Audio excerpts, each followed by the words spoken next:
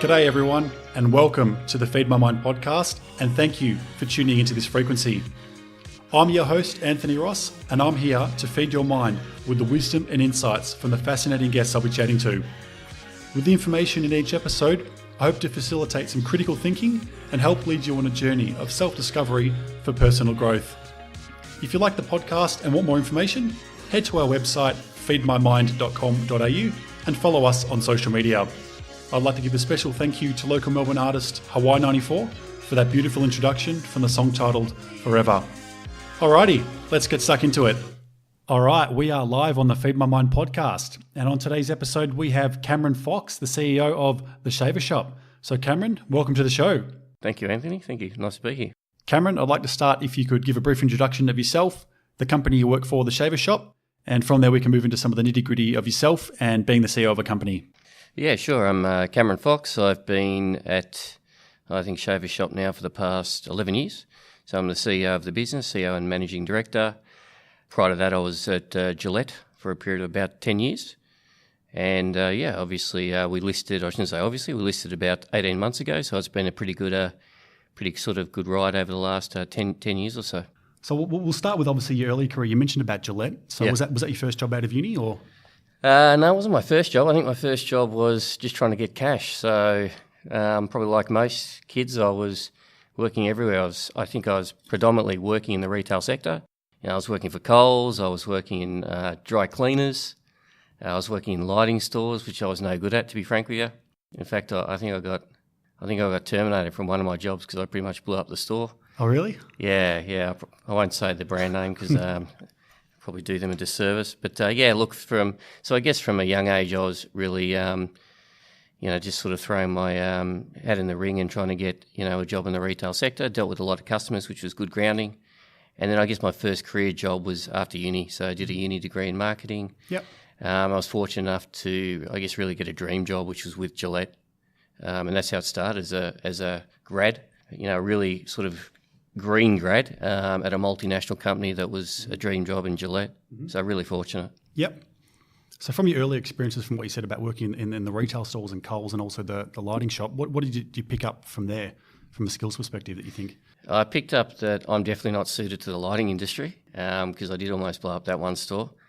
So definitely my biggest advice is if you're going to wire something, stick to an electrician.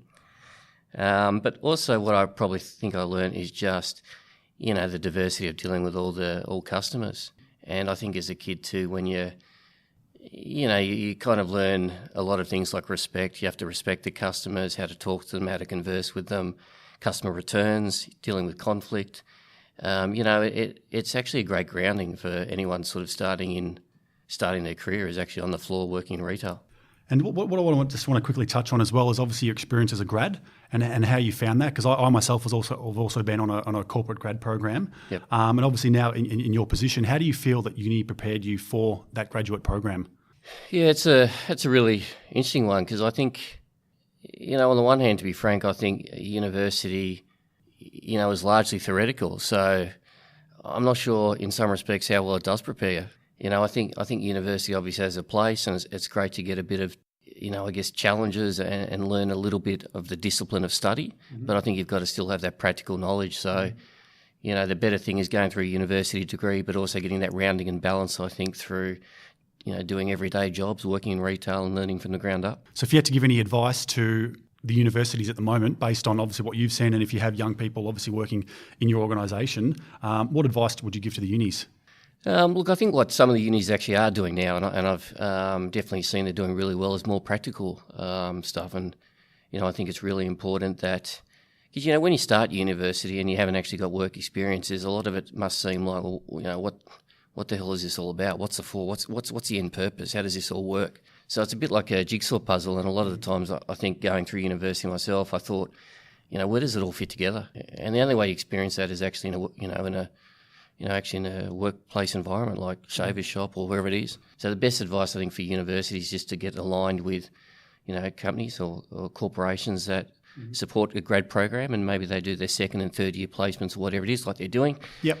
With a company and a corporation, but making sure that they actually, whoever the company is actually embracing it and giving the individuals, exposure to different facets of the business. And how about advice to graduates or who, to prepare them for entering the workforce? Do you have any sort of pointers for them? I think the biggest thing is just, it sounds corny, but it's just be prepared to learn. Yep. And don't be in a rush to get to the top. Sometimes you've got to go sideways to get to go up. Yep. And you're going to be in the workforce for a really long time. So just make sure if you're given a challenge or given a learning opportunity, embrace it, because no one can be expected to rule the workforce in the first year. Absolutely. Or to dominate it. So just learn from the good people, surround yourself from good people, throw yourself into different areas. Don't just do your own tasks or the functionality you're asked to do. Is actually put your hand up for other opportunities. I think that's key, isn't it? Absolutely, yeah. It's being a sales guy at Gillette, I started in sales, but I can tell right now I was still, I was walking down to the factory, walking down to the warehouses, speaking to who was picking and packing the goods, shipping it. Don't assume things. So it's just really making sure that you involve yourself in every part of the business, because that can only help you when you're actually, or if you're lucky enough to be given a chance or a promotion, that's going to only help you when you're actually given that chance. For sure. So how do you think, obviously, some young people that are in sort of a larger company, and you said with the different functions, and obviously the importance of moving around those different functions, how would you sort of go about that if you were a young person? Well, I think firstly, if you obviously completed some studies and say you're a marketing grad, the most likely thing is you would start in a marketing area or sales.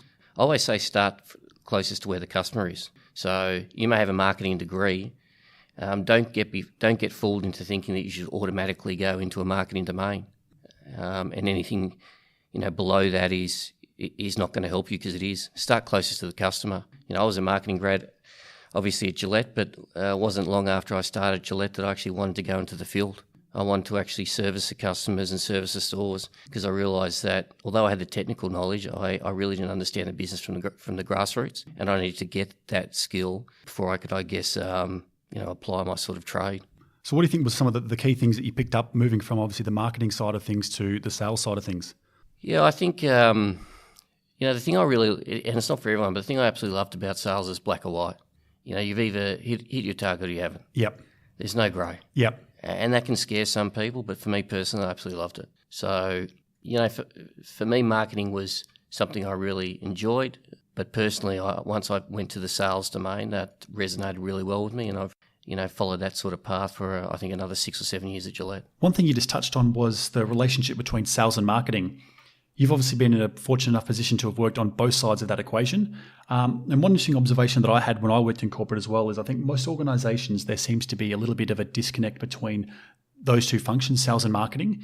So from your experience, what advice would you give to organisations, to the sales and marketing department, where they may not be working harmoniously? Yeah, that's another sort of interesting question. I think there can be sometimes a disconnect, just because at the end of the day, regardless of corporations, what they are, there's people running them. And sometimes there can be, it's the old thing, there can be personality clashes. Yep. And sometimes it can be a case of, well, who's getting the louder voice, marketing or sales? So yep.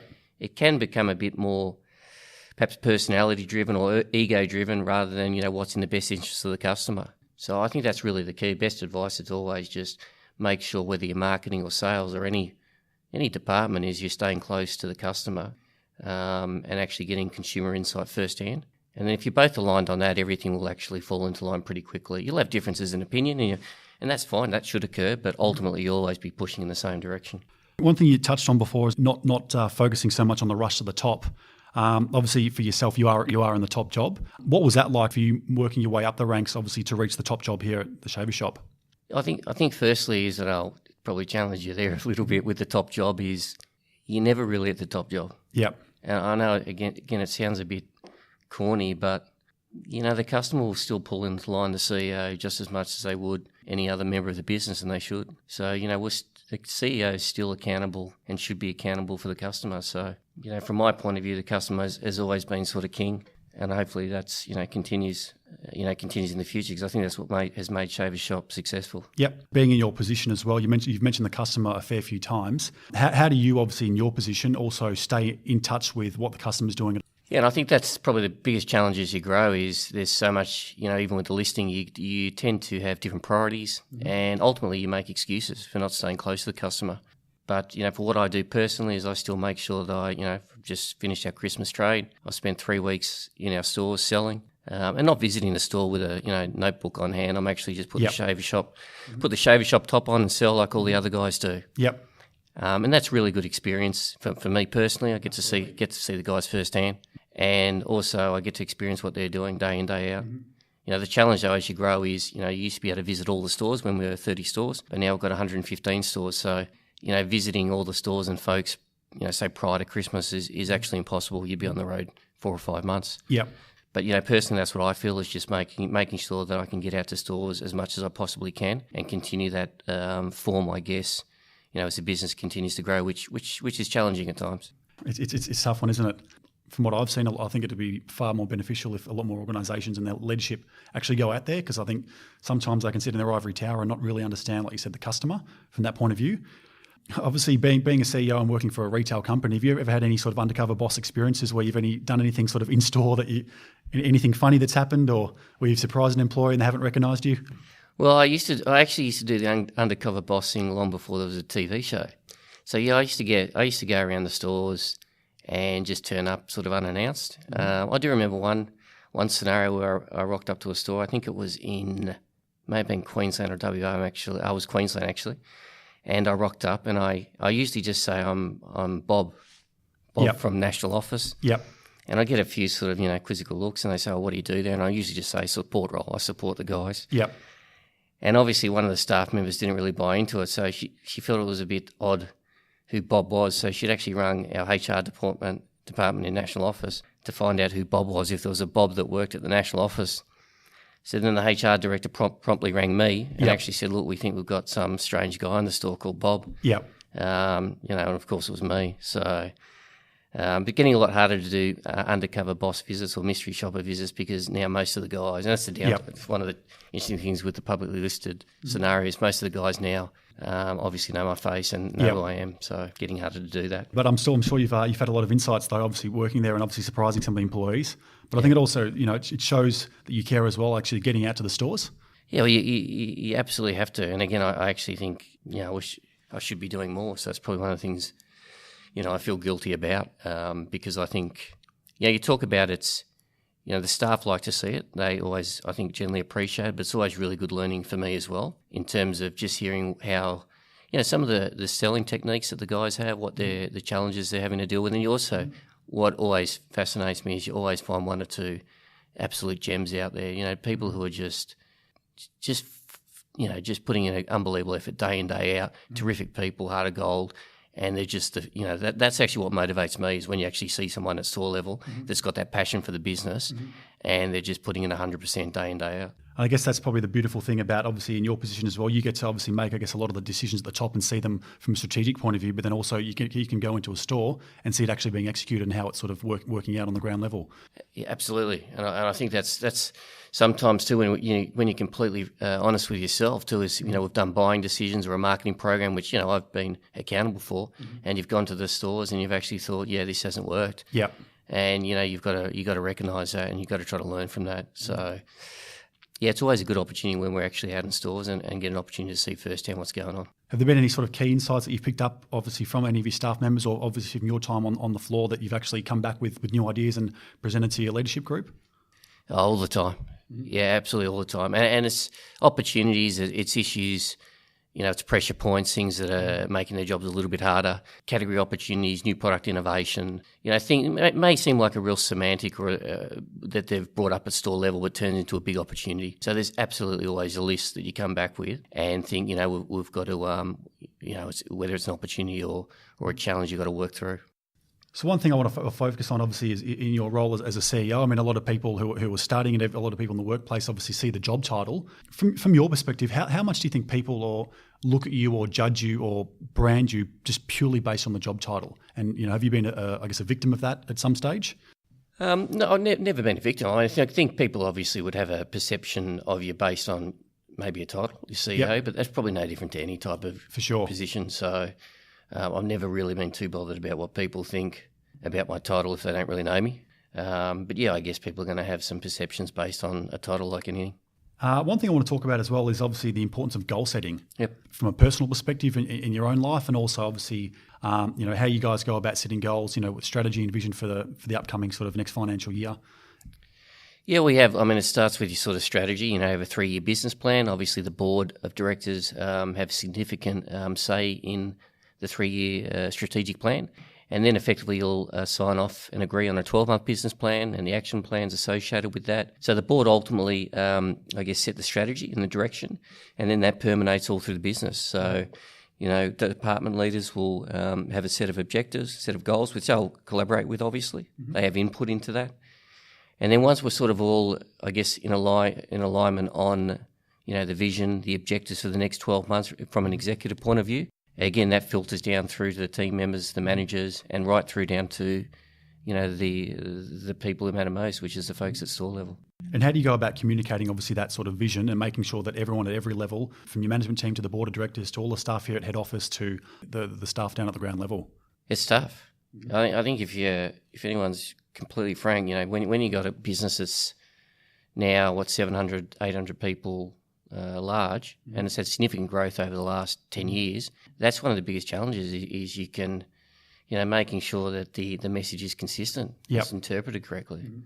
So I think that's where you got to rely on some tools to help you. So, for example, we have an online training portal where we can actually blast messages out to the team. I could set up I think there was a challenge that we did only pre-Christmas, a sort of store competition, so I can actually launch that to all the stores. And, I think when you've got a big network, you have to get a little bit smart with your remote type of stuff. Yep. So there's that, but also I think the key is just having good people around you, and we do at Shaver Shop. So we've got a good management team. They obviously take on the message, they pass it down, and hopefully, 9 times out of 10, the message is interpreted and sent down, all through the team correctly. Yep. Do you guys utilise any sort of internal social media like Yammer or anything like that to communicate messages? No, it's a really good question. No, I mean, our main point internally in terms of to the field team, which is the majority of the 700 or 800 staff, is a platform called Miyagi, which is an online training portal. Yep. And one thing obviously you mentioned about the importance of online training and getting that message out to staff. I was reading through the annual report earlier today, and I sort of noticed that recently you've appointed a national training manager. Yeah. Obviously, that must have been an important decision by the business to appoint that, and obviously it shows you're serious about training the staff. Are you able to elaborate on that a little bit further? Yeah, we built a training centre here actually. So just at the back of where we are in the boardroom, there's a training centre in Melbourne at our national office. So, and then we've also got a training manager, Tony DeFazio. He's been with the business, I think, 20 years. Yep. So his primary role is to make sure that we have a really consistent training platform and get the tools right so we can actually support our guys at store level and also measure performance. Yep. So Tony's appointment is critical in just making sure that there's, real consistency in staff training, and there's also follow-up. So we also have a retail operations team. I think we've got 12 or 13 guys and girls in the retail operations crew, and their primary functionality is also to support our store staff and store network. Yep. So between the training department and our retail operations team, hopefully there's, a sufficient number of really good people to ensure that we can, adequately support our 115 stores. Yeah. One thing you just mentioned before was obviously measuring performance. And earlier, obviously, you touched on in a sales role, it was obviously either black or white with obviously your key KPIs. Yep. How do you get that metrics sort of balance right between obviously someone who's in a sales role who may thrive in that environment versus someone who may not, who's going to work on a different sort of set of metrics, and then obviously ensuring that everyone's got obviously their individual ones they've got to work towards? Yeah, it's another good question. Look, we have a set of core values. So everyone's actually measured on, behaviour or attitude. So even if you didn't necessarily deliver a quantitative number, a sales number, there's still how you went about your day-to-day business. So things like accountability, drive for results, customer service skills, adaptability, resilience, emotional intelligence, all those type of things we actually value at Shaver Shop, and, we actually measure our folks on. So, because you can obviously give it your absolute best and you may miss a number, but you still need to be recognised for if you've got the right behaviour and attitude. So you just mentioned emotional intelligence, which I think is a really interesting one, and that's something that I'm always fascinated by because there's a lot of obviously articles that have been written about whether it's something that's innate or whether it's something that we can learn along the way. What's your view on that one? I think you can. I think you can develop it. Yep. And you can learn it. And I think through life experience, that builds emotional intelligence in most instances. But I also think it does help if you've got an element of it to begin with. Yep. No, for sure. Because I think that's one of the hardest ones to train. It's like, how do you define it? How do you measure it? How do you know where someone's potential weakness is, and how do you strengthen that? Or, Absolutely. It's a very difficult one to navigate, that one. Yeah. As is, very, very similar to that is resilience. It doesn't matter what environment you're in, like a sporting environment or corporate is, there's going to be some knocks that you'll get, and there's going to be a lot of knockbacks you'll get at any level. And it's not so much how you conduct yourself, in the good times, because anybody can, puff their chest out and do high fives when things are flying. Yep. But it's really how the team and how you respond individually to when the chips are down. That's really critical, and that's when that resilience factor hopefully comes to the fore. Resilience is a tough one, and that's obviously something that recruiters love to talk about, or people in interviews. What advice would you give to people either building their resilience or to obviously manage a situation where they may not have full control over?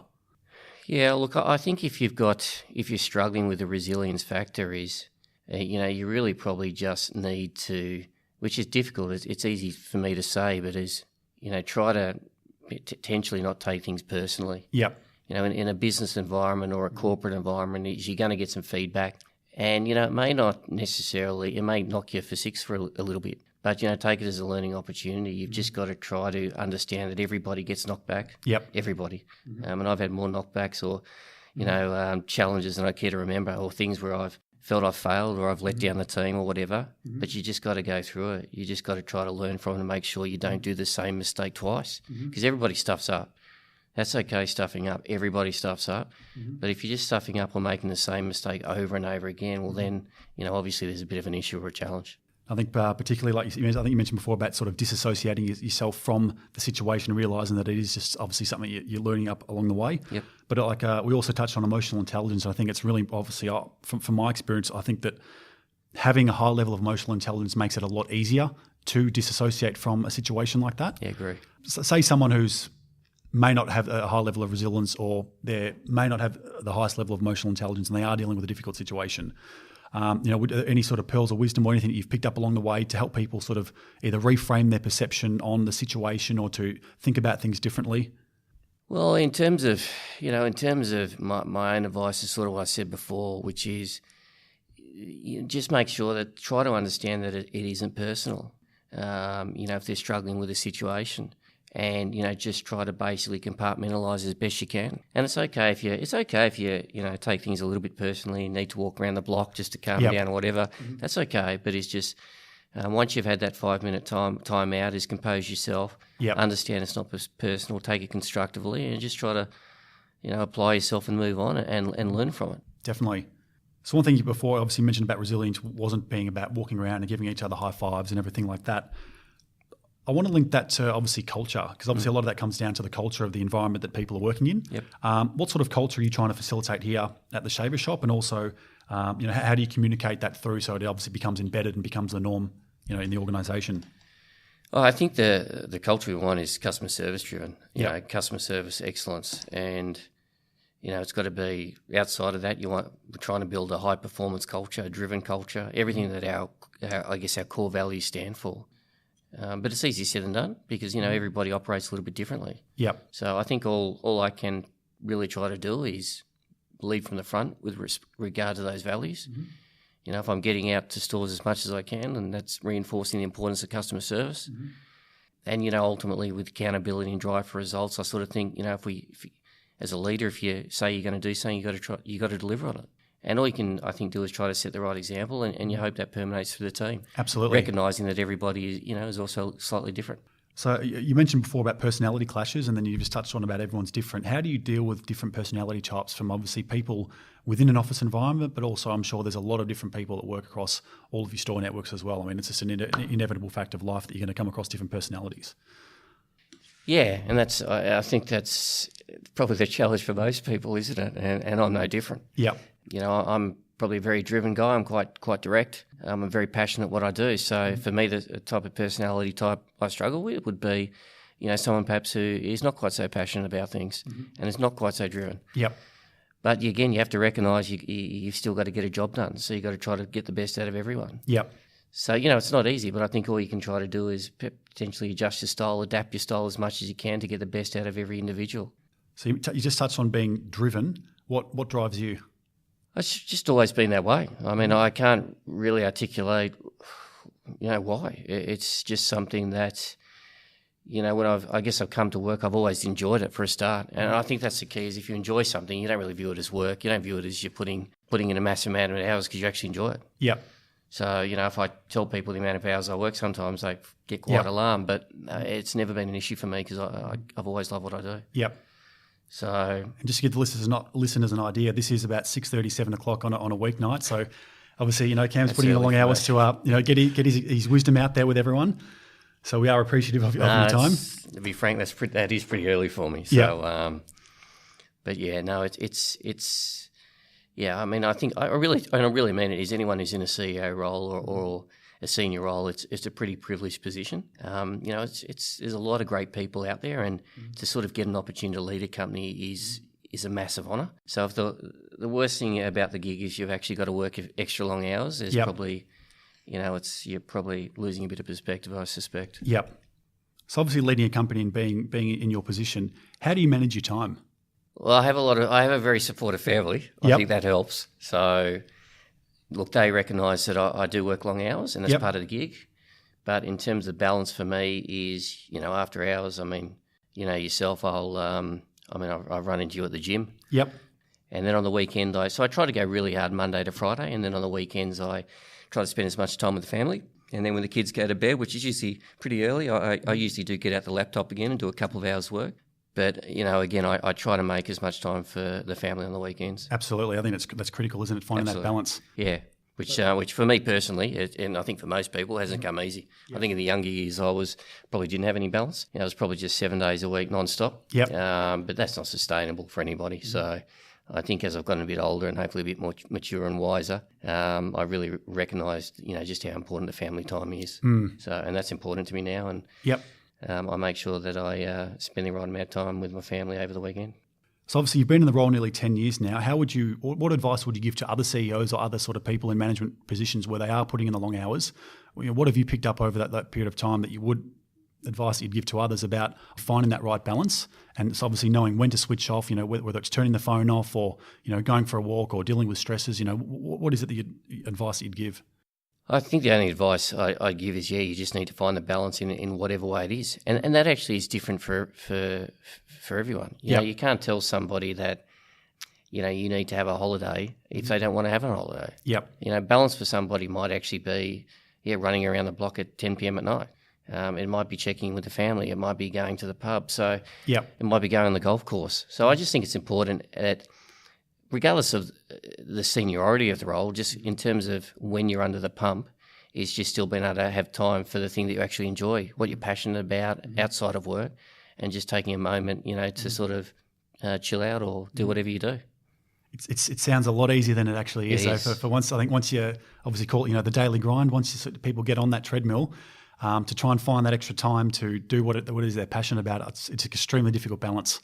Yeah, I agree. And it is a tougher balance, and there's no doubt about it. But sometimes it comes down to you just got to be, we all are pretty good at making excuses for ourselves, and I do that. So when I stopped training, for a couple of months, when I break it down, I still had a choice. I still could have it wouldn't have hurt if I'd just parked things for an hour at night and chose to do a workout or go for a run or do whatever. But you're right, mentally, sometimes it's hard to sort of clock out and actually do that. Yep. But ultimately, it comes down, you've just got to prioritise it, don't you? Absolutely. Easy said than done, though, you're right. Absolutely, easy said than done. Yeah. So obviously we met through the gym, and I want to talk about the importance, obviously, for yourself, obviously working out and sort of, I guess, relieving stress that way, and how you feel after a workout, at the end of a long day. I think I'd be in a straitjacket without it. Yep. Yeah, if I'm completely frank. Yeah, I mean, because it's a pretty pressure job. It is long hours, so for me, the end of day workout, lifting weights, whatever you want to call it, going for a run, it's a time out, and it just gives me a bit of a moment to sense check everything, reflect. Actually, a lot of it's just to reflect on what I've done during the day. To be frank, things I could have done better, things I'm not proud of. all that type of stuff. That's kind of the period where I reflect a fair bit on, I guess, what's happened during the day.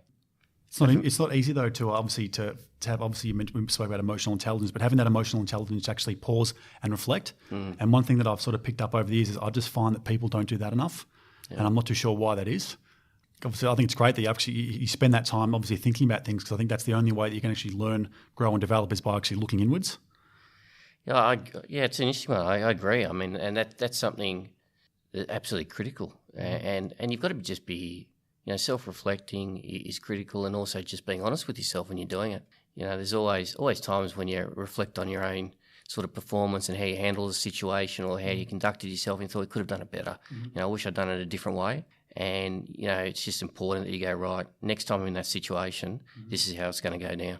So how do you keep note of all of these things that you pick up over the years and then obviously incorporate them back into your normal routine? I think, unfortunately, like most people, it's through stuffing up.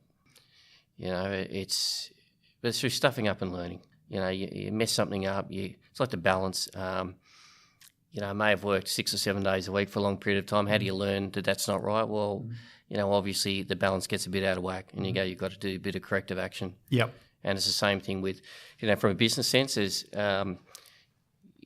things when we've made a decision that's gone wrong, you just make sure that you learn from it, and next time you're in that environment, you kind of don't do the same errors twice. I'm sure it's obviously paid off because you're in the position that you are at the moment. I hope so. Yeah. So how did you feel when you found out, obviously, when you applied for the job as CEO and you got the job? What was that like? It was actually kind of probably a bit of an unusual situation, because I was general manager at Shaver Shop, and then I was appointed CEO, but the role and responsibility was no different. So it was exactly the same. And for me, when I joined Shaver Shop, I knew the guys, the founders of the business, really well. They'd been a business I dealt with while I was at Gillette. So we had already had a good relationship with one another. It was a great business they'd built up anyhow, so I was actually really excited to come on board. So it was never when I came on board as general manager for Shaver Shop 11 years ago, it's effectively the same role and responsibilities that I'm doing today, albeit it's obviously at a bigger scale. So being in the role now for nearly 10 years, yeah. What do you think some of the key things that you've learned from being in that position? I've learned a lot.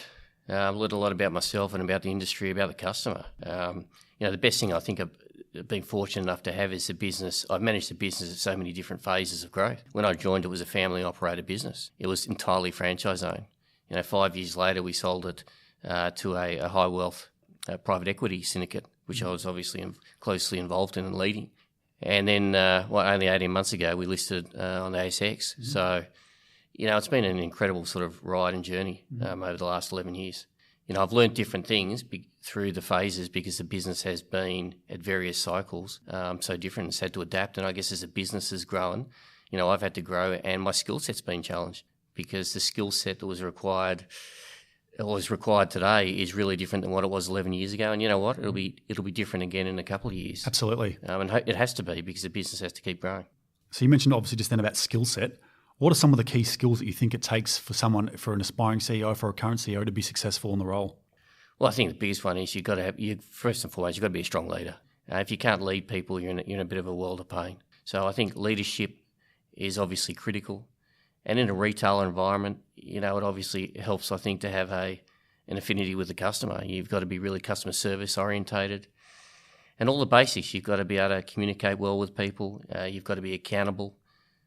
You've got to have a strong drive for results.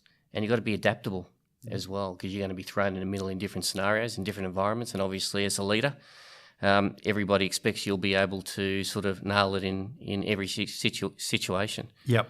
So, it's something that I think builds over a period of time, but, through each experience, you tend to refine your skills and get more comfortable with being in a CEO position or a leadership role.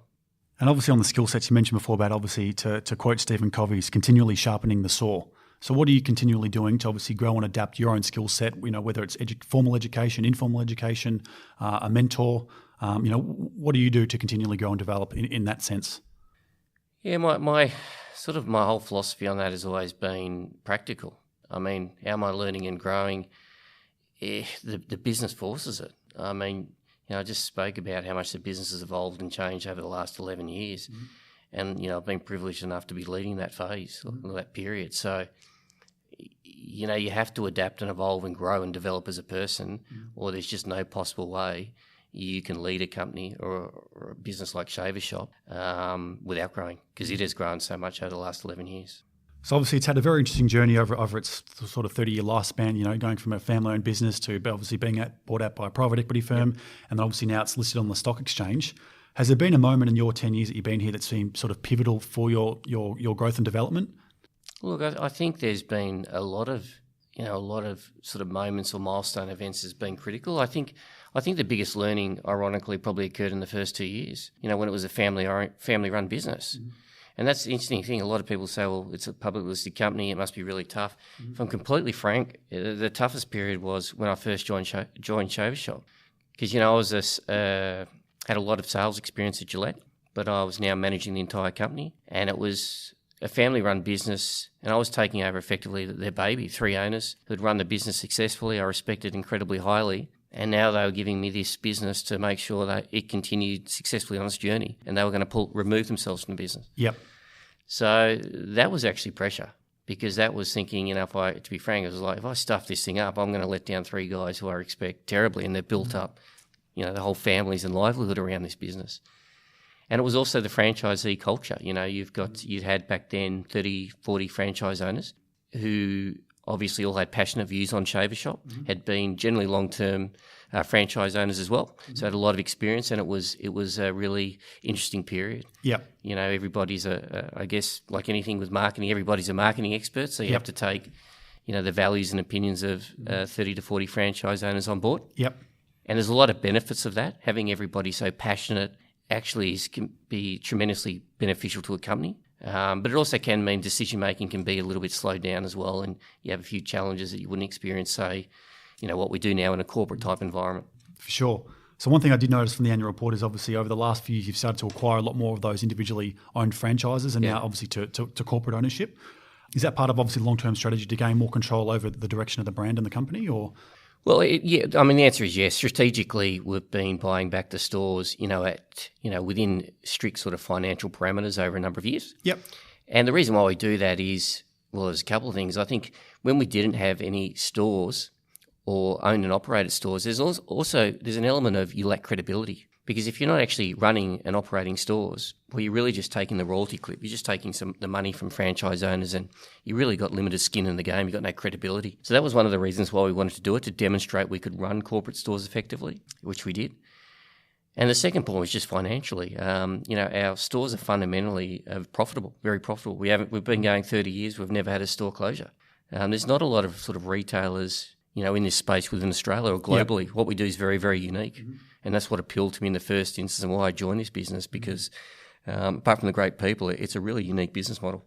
Because I guess your core competency is very unique. Like you said, it's all things hair removal. I think is I guess your vision on your website, and obviously to have to be such a speciality in one area, it's a very interesting niche. Yeah, we're really to be more sort of personal grooming for him and for her. That we've really, in the early days, we were very much concentrated on hair removal, and that's how the business and the heritage of the business started. It was, men's shavers. But now we've really broadened out into female beauty. Mm-hmm. We're very strong in power oral care, massage products, and actually 53% of our clientele are females. Mm-hmm.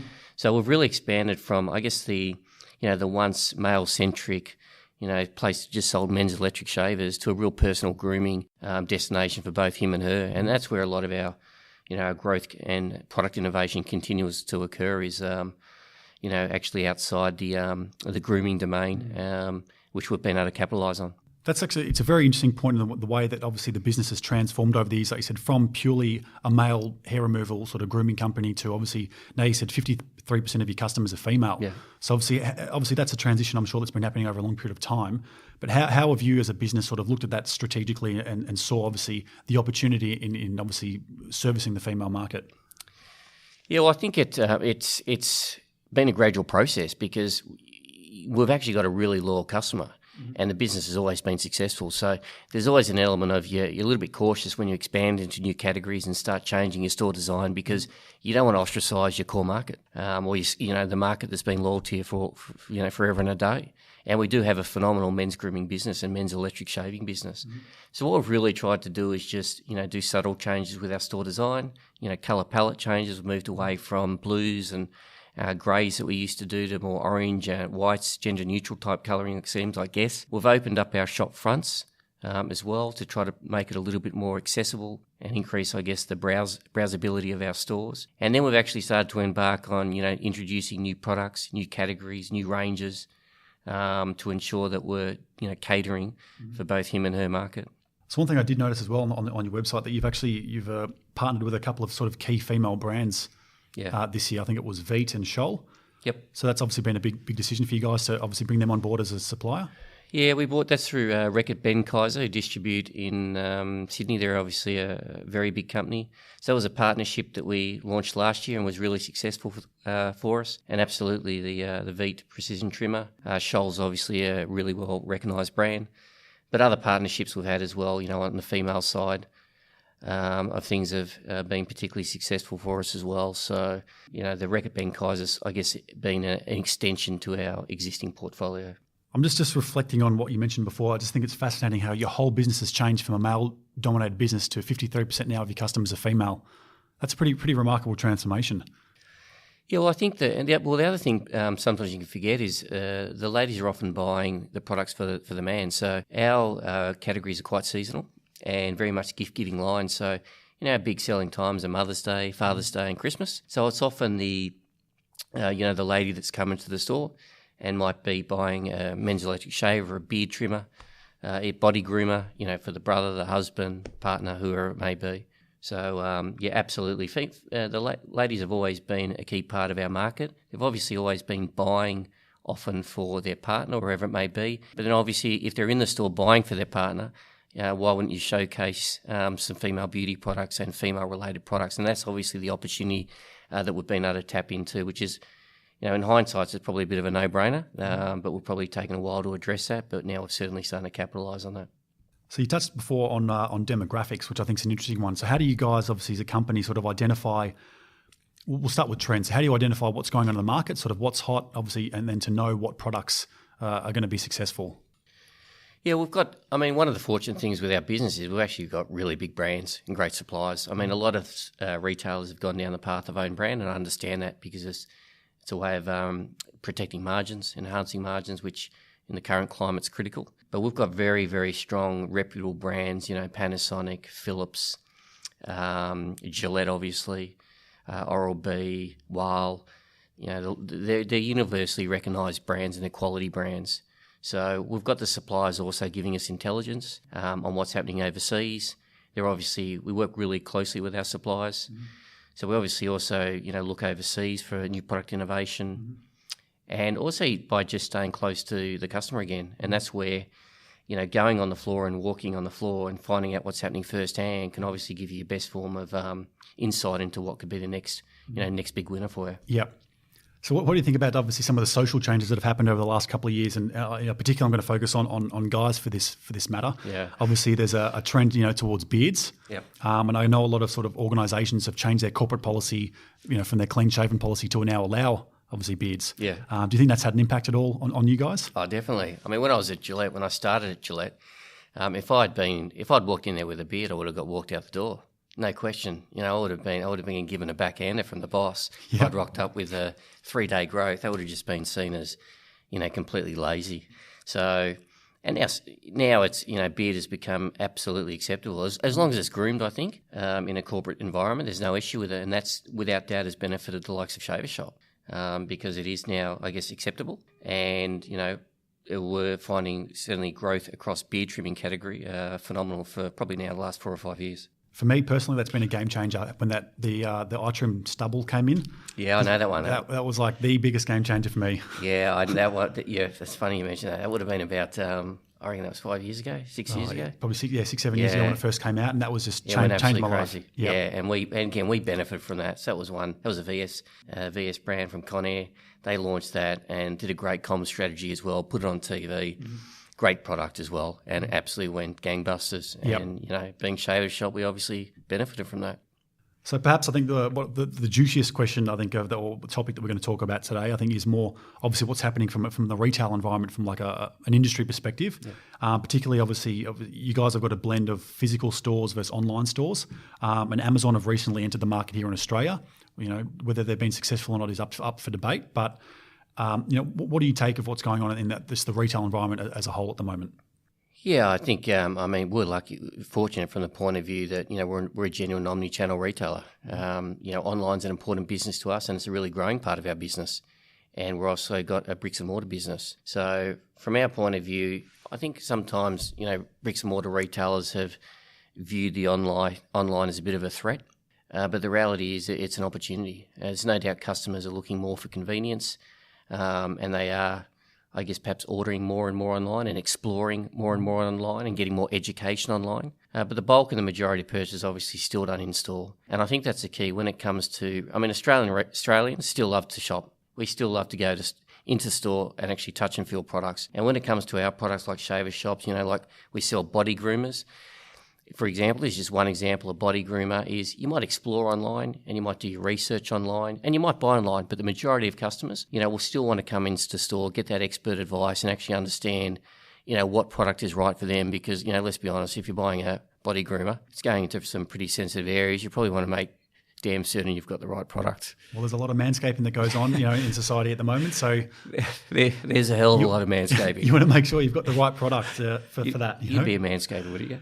We'll keep that. Yeah, okay, we'll leave that. It's look, I mean, it's nice to have a nicely manicured lawn. You know what I mean? I understand. Yeah, I understand. I'm with you. And a lot of people feel that way as well because I can tell. You know, we talked about beard trimmers before, but yeah, men's body grooming has also been a really strong category for us for a number of years, and it's also a great category too because you've got to be able to have a bit of fun with it from a communication point of view. Absolutely, for sure. You know, a lot of blokes are a bit embarrassed about it, and you know, walk into the store almost sheepish and want to sort of whisper what they need. But it's, you know, it's funny because it's a global trend.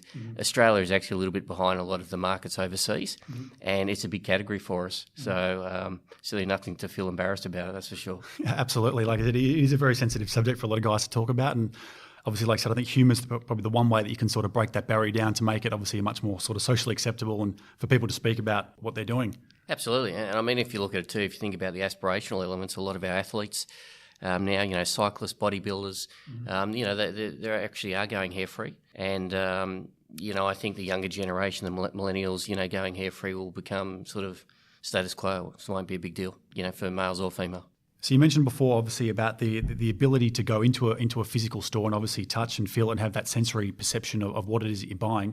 Do you think that's going to change at all, obviously, as sort of the online sort of side of things ramps up?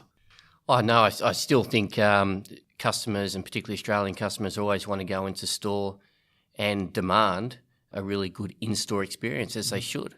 So I think what you will see is it'll become less transactional orientated, which it should. Customers are going to want to know that there's a sincerity there in service and that it's not just going for the hard sell, that they're actually, the in-store experience actually is, you know, living up to their expectations. And I think that's what you're seeing across the Australian landscape as a whole is I think a lot of retailers have upped their ante in terms of that in-store theatre and in-store experience. And that's a positive. That's good for the customer and also good for the retailers. So with that sort of side of thing from the in-store experience, I know you mentioned before about obviously you changed the colours of the branding, and also you've obviously opened up the shop front. What else are you doing to obviously make sure the customers, from the point of obviously the time they walk past the shop from a physical location, get that whole experience from the time, you know, they walk past, go in, look at something, purchase it, and walk out to make sure that they're completely satisfied with everything that they've been given?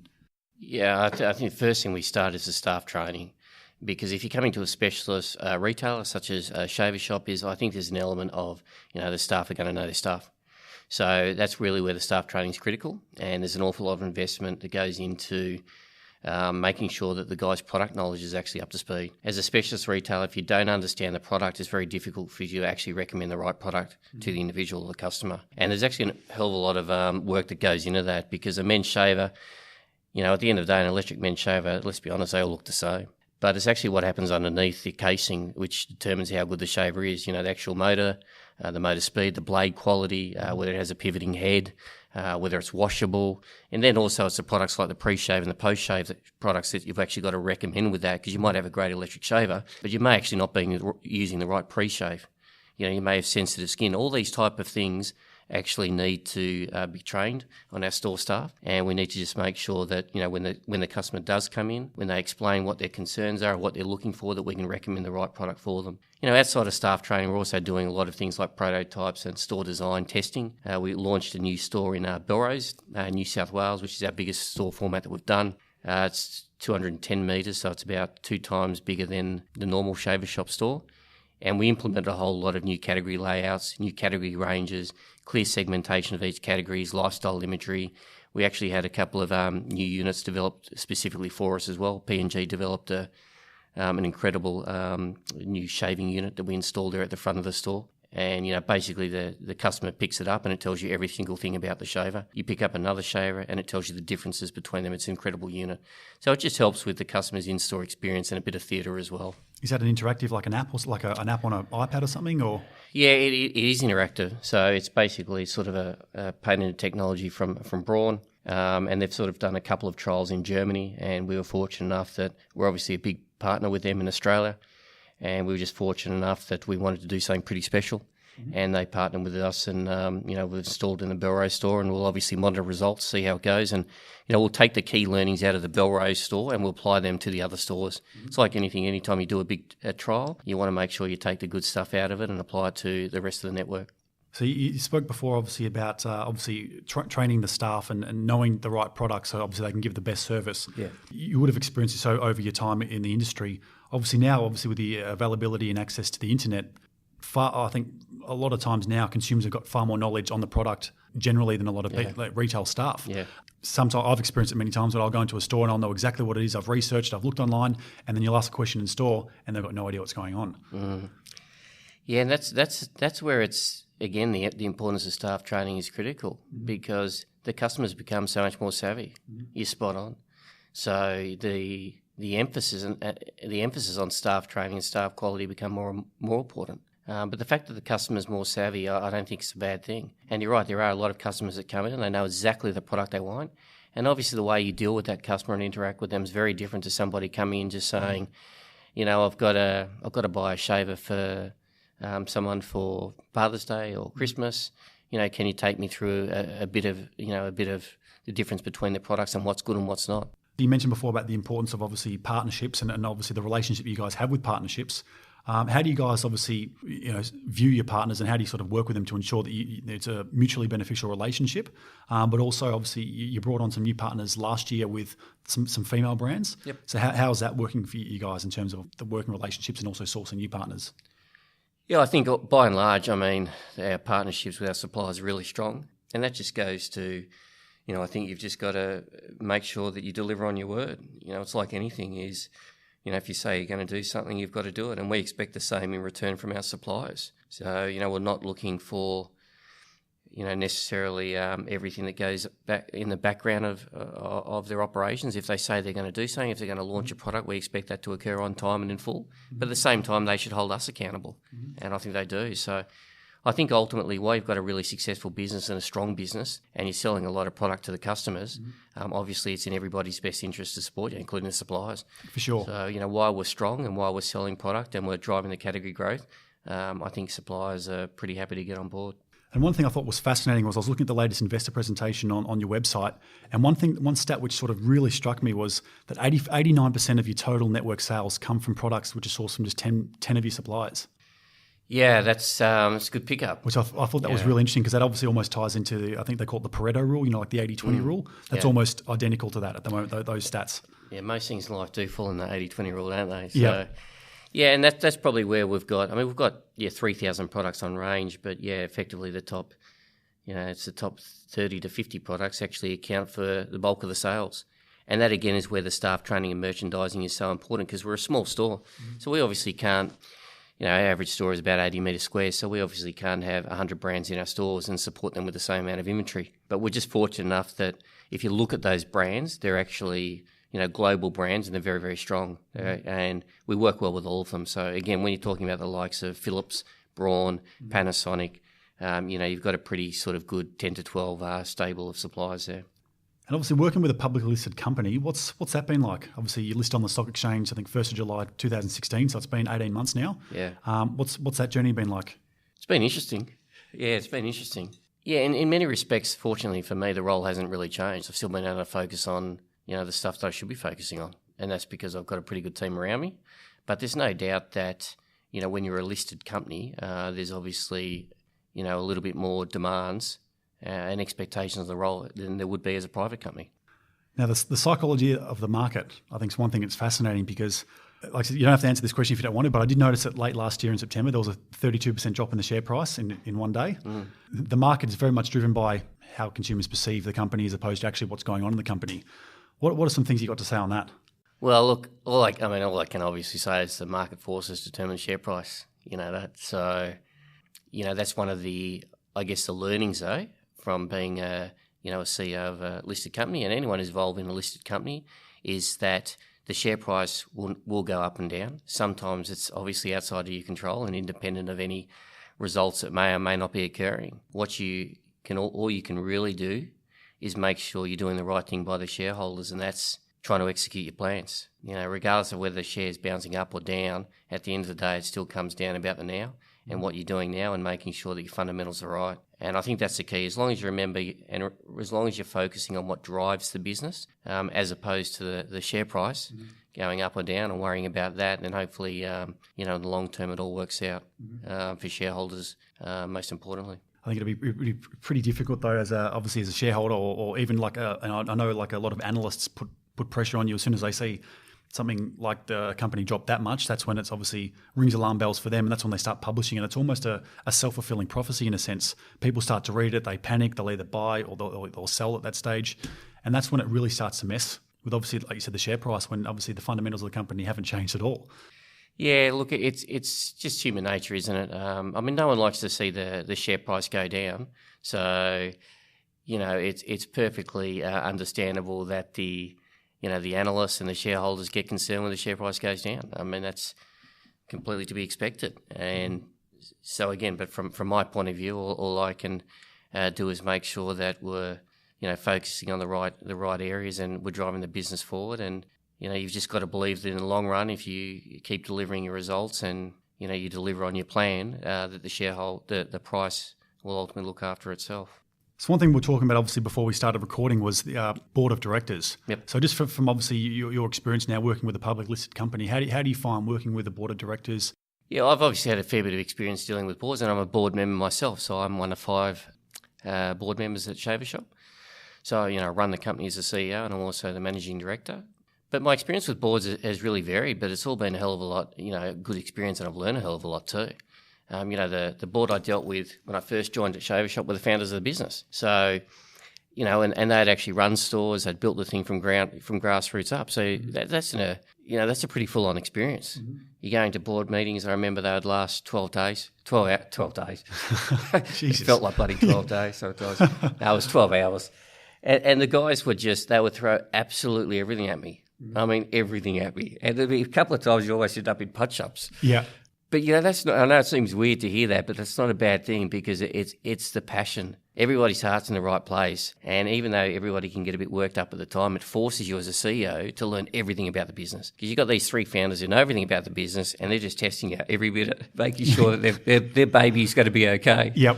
So, and then I've gone obviously to more professional board with I shouldn't say professional because the actual founders were extremely professional. I guess what I more meant was people who sit on boards as their occupation. Yep. And so then that was when we sold the business to the High Wealth Private Equity Consortium, and there was a lot of retail experience there on the board. John Johnson, who was the founder of one of the founders of Godfrey's, was on the board. Brian Singer with Rip Curl. You've got a lot of experience on the board, so that was a great experience for me as well. And then obviously now being on a listed company, you've probably got an awful lot of focus on governance, as there should be, given it's a listed company. So that brings yet another element and skill set, I guess, to the board, which is required given that we, did list 18 months ago. So every sort of board's been a slightly different experience for me, but I guess it's all been, pretty unique and special in the same way. Now, obviously, dealing with an ASX listed company, You've obviously got to deal with obviously investors sometimes directly at AGMs. Yeah, absolutely. Have you ever had any interesting questions or curly questions come at you from shareholders? Not an age. I've only done one AGM, and there was not one question. So it was no issues there. I've obviously had through the years a lot of franchise meetings and meetings with investors, and absolutely you get asked a lot of, I guess, curly questions. You get asked everything, but again, I think that's where the franchise exposure and background has prepared me pretty well, because certainly going to all the franchise meetings in the early days, which would happen quarterly, there was nothing off limits in those meetings. So from that point of view, I think it's prepared me really well for sort of getting asked any type of question, in the fly in a public environment. Oh, we've been going for an hour 10, so obviously we'll start to wrap up. Just sort of obviously reflecting on your time, obviously as a CEO, but also throughout your whole career. What do you think the best advice is or best thing that you've learned over the years that you'd give to others? Probably really simply is just, and it was actually one of my bosses at my previous bosses, was just, keep your promises. And it's really simple advice, and it's obviously been said before, but if you say to someone you're going to do something by a certain date or a deadline, or you're going to hit a sales number, that's actually a promise, and that's where credibility is built upon. So if you're an individual who's always setting numbers, or always saying you're going to do something, but you never really follow through, or you're always doing things late, or only doing partly, well, obviously you're probably not going to be held in really high regard. So the simplest thing is, I'd say, is if I say I'm going to do something as a promise, and you've got to, deliver on it, or sort of die trying. That'd be my biggest advice. Make a promise, stick to it. Very good advice. And who's been the biggest influence in your life, and why? That'd be pretty easy. That'd be my kids, without any doubt. Yeah, they're without any doubt. I think that's probably when I got a lot more balance in my life back. They probably taught me not to be so serious all the time, and I was actually okay. The best thing about kids is you can become a kid again yourself. Yep. It's okay to play the PlayStation 4 and hang around and act like a bit of an idiot, and not take yourself too seriously. Without doubt, that's been the biggest influence in my life. I always find that when I speak to obviously people who work in corporate organisations, when they do have kids, they say that is definitely the biggest lesson that they learn, particularly obviously from them. And I think that what's so interesting about young kids is the fact that their perception of the world is so raw and unfiltered, and sometimes they can dissect things, or they'll just say something out of the blue and just be spot on with exactly the analysis that they've made. Correct. Yeah, they couldn't care. I mean, the kids don't care what your title is, what you're doing at work. They couldn't give a stuff. Yep. And they're going to bring you back down to earth pretty quickly. Yep. And that's the beauty of it. There's that purity and innocence there. And as hard as it can be to have kids for the first time, it's obviously the most rewarding as well. Have there been any sort of little insights that one of your kids has said, or anything that you've picked up by being a father that you've actually taken and implemented back here in the workplace? Well, I think one of the things I've certainly picked up is with the balance element is, sometimes it's better to spend an hour or two of quality time with your kids than just going through the motions. And I was probably a bit guilty of that, in terms of I was always thinking about work 24/7. So, and the kids see through that. If you're not actually going to spend quality time with them, and you just sort of, you're already thinking about what emails you've got to do, they see right through that, and you don't get the relationship with them. So from that point of view, I guess the lesson I've learned is when you're with someone in any environment, whether it's with 10 minutes, 5 minutes, or a couple of hours, is, you've got to make sure you give them the time they deserve, and you're actually there. You're actually there mentally, and you're not thinking about what am I going to do next. And I reckon that's the challenge for most people. But when you can do that, you actually find things tend to click into motion a little bit easier. And if you could go back in time to when you were, say, 18 and give yourself any piece of advice from your perspective now, what would it be? Probably stop being a little shit. Like most, it was 18-year-old, like most 18-year-olds, get a haircut because I had long hair and I looked ridiculous. I just think it probably would have just been that it's actually okay to be an individual. I was never someone that actually conformed to peer group pressure. I didn't want to do things just because other people said to do it. And sometimes that can be tough when you're growing up. But I think it's actually would have just been said it's okay to be yourself. It's okay to be yourself. You don't need to put a mask on. Just be yourself. It'll all be okay. Any advice for kids growing up at the moment, particularly now, obviously, when we were growing up, we didn't have social media, so we didn't have anything online. There wasn't online chats. And I think a lot of stuff, particularly for young kids, it's like in our day it was just left at school or anything like that. Yeah, any advice for kids now from that perspective, what you just touched on?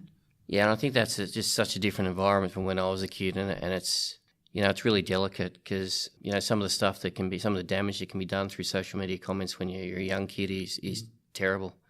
So, my advice is just same advice to, the guys in the office and same advice to my kids is basically make sure you're around good people, people that actually have your back. And sometimes quality is more important than quantity.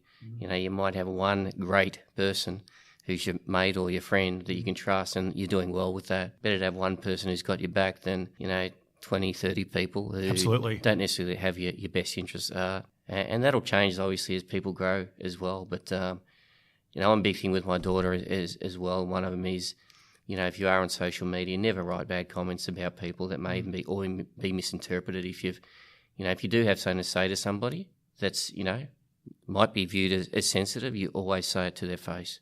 Really important. Great piece of advice there. And obviously sort of looking forward now, what's something for you personally that you'd like to do more of that you're not currently doing? I'll work out at the gym, Yep. get as big as you, basically. Not doing too badly though. For a CEO, you're still in pretty good shape. I'm feeling old, to be honest with you, these days. But no, in all fairness, I've always had a passion for the gym. And, if I've always wanted to own a gym, I've always would have loved to operate a gym. So, yeah, for me, ideal world would be getting more time to actually, work on physical strength and fitness. That would be utopia for me because I do love that. What's stopping you? Exactly. It's me. What's stopping it's you? my own excuses. It's your own It's excuses. spot on. Mm-hmm. You're absolutely bang on. And that is 100% the truth, yeah. And then what's career-wise, what do you see for yourself in 5-10 years? Well, that's an interesting one. I mean, I obviously love my time at Shaver Shop. It's been 11 years. So, depending on where the business grows, I mean, one thing I want to make sure what I'm doing is just that I'm happy doing it. So if it's that Shaver Shop and the business continues to grow and evolve as I expect it will, it'd be an unbelievable place to be at. The flip side is I just want to make sure that no matter what period I'm, whether it's 3 years, 5 years, is that I'm still passionate for what I'm doing. If that's running a gym, owning a gym, Yep. So be it. Hint, hint. Yeah, well, it's just, I've always been a big believer that, if you're passionate about something, the money and all that stuff will come in the end. Just follow what you're really passionate about, put your heart and soul into it, and good stuff will come. And Yep. for me, I obviously love what I do, but I've always loved the fitness side and the gym side of things. Without doubt, that's always been my passion from probably when I was about 17, 18. Yeah. I could see you lifted yourself off the seat then, so you obviously I get excited, don't I? some real passion about it. So yeah, it's just, I'm sure the board of directors got anything to worry about, or no, one day maybe when I'm older, but yeah, I think as I said, I'd love to, and that's obviously how we cross paths in the gym. Yep. But yeah, I think owning a gym would be a really nice sort of way to work out 7 days a week. Absolutely. Get that fitness side of up and also have a really nice business operation as well. So, because it's obviously, a growing sector of the market as well. For sure. I think there's a lot of opportunities in that space. Well, Cam, you got to make it happen. Yeah, I know. Bring it on. Absolutely.